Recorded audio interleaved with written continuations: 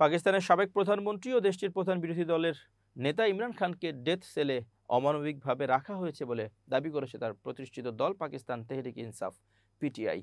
বৃহস্পতিবার এক সংবাদ সম্মেলনে পিটিআই এর কেন্দ্রীয় তথ্য সম্পাদক শেখ ওয়াকাস আকরাম অভিযোগ করেন, ইমরান খানকে দিনে 22 ঘন্টা একটি নির্জন কক্ষে আটক রাখা হচ্ছে। তাকে সংবাদপত্র, টেলিভিশন, বই দেখার অনুমতি দেওয়া হচ্ছে না এবং তার আইনি দল ও ঘনিষ্ঠ সহযোগীদের সাথে দেখা করতেও বাধা দেওয়া হচ্ছে।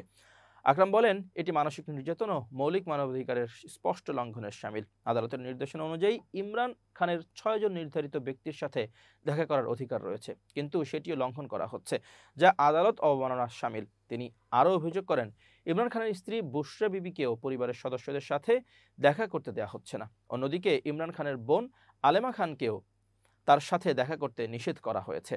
পাকিস্তানের প্রধান বিচারপতিকে হস্তক্ষেপের আহ্বান জানিয়ে ওয়াকাস আকরাম মন্তব্য করেন, বিচারিক আদেশ লঙ্ঘন কেবল আদালতের প্রতি নয়, সমগ্র বিচার ব্যবস্থার প্রতি অপমান।